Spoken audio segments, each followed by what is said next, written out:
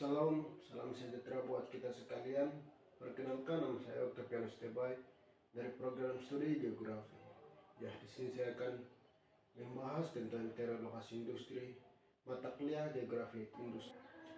Baiklah, kita langsung masuk pada pembahasan, yaitu teori lokasi industri.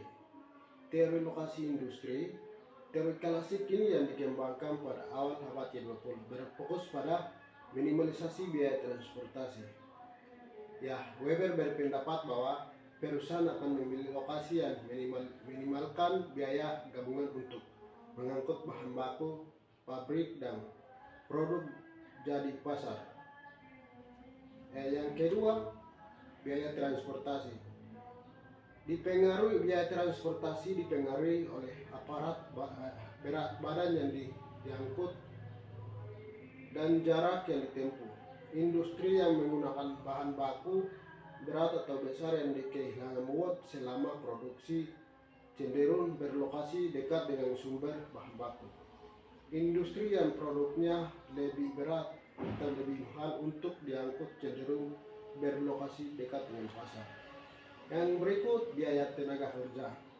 Weber mengakui bahwa biaya tenaga kerja yang lebih rendah di lokasi tertentu dapat mengimbangi biaya transportasi yang lebih tinggi. Perusahaan mungkin memiliki lokasi dengan biaya tenaga kerja rendah jika penghematan biaya tenaga kerja lebih besar daripada peningkatan biaya transportasi. Ya, yang berikut teori lokasi. Teori lokasi berbeda dengan Weber yang berfokus pada minimalisasi biaya, bahwa maksimasi permintaan dan pendapatan. Teori ini menganalisis ruang pasar perusahaan dan bagaimana lokasi yang berbeda dapat mempengaruhi potensi penjualan. Les juga berpendapat bahwa perusahaan akan memilih lokasi yang memungkinkan mereka untuk menjangkau pasar terbesar dan paling memungkinkan. Yang berikut, relokasi industri. Relokasi industri adalah perpindahan lokasi kegiatan industri. Di Indonesia, kita sering melihat ini terjadi antara pulau atau dari kawasan industri yang padat ke kawasan yang baru dikembang. Yang berikut, potensi relokasi industri. Sumber daya alam wilayah Indonesia kaya akan sumber daya alam seperti hasil perikanan, perkebunan, kelapa sawit, dan potensi pertambangan industri. Pengelolaan berbasis sumber daya alam ini bisa menjadi daya tarik. Infrastruktur yang berkembang. Pemerintah terus berupaya meningkatkan infrastruktur termasuk pelabuhan, bandara, jalan yang penting untuk mendukung kegiatan industri. Yang berikut, dampak potensial regulasi industri.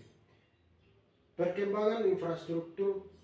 Kedatangan industri baru seringkali diikuti dengan pembangunan atau peningkatan infrastruktur.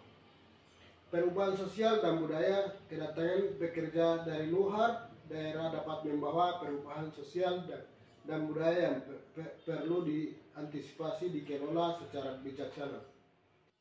Tantangan dalam menarik regulasi industri. Kualitas sumber daya manusia. Meskipun tersedia kualitas dan keterampilan tenaga kerja lokal mungkin perlu ditinggalkan agar sesuai dengan kebutuhan industri modern. Ketersediaan dan kualitas infrastruktur. Meskipun terus berkembang, infrastruktur mungkin masih berlaku di tingkat untuk memenuhi kebutuhan industri skala besar. Yang berikut, penentuan lokasi industri. Mengapa kita perlu menentukan lokasi industri?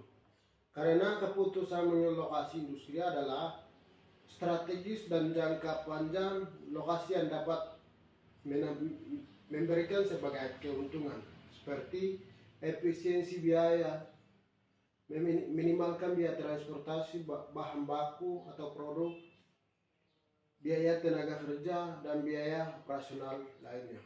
Akses pasar. Mendekatkan diri dengan konsumen atau pasar potensial. faktor utama dalam penentuan lokasi industri. Yang pertama sekali infrastruktur, ketersediaan dan kendala.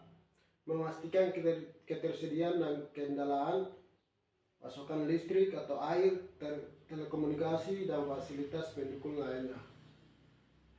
Biaya, pertimbangan biaya yang penggunaan infrastruktur. Yang berikut faktor sosial dan budaya. Yang pertama kualitas hidup, mempertimbangkan kualitas. Terima kasih.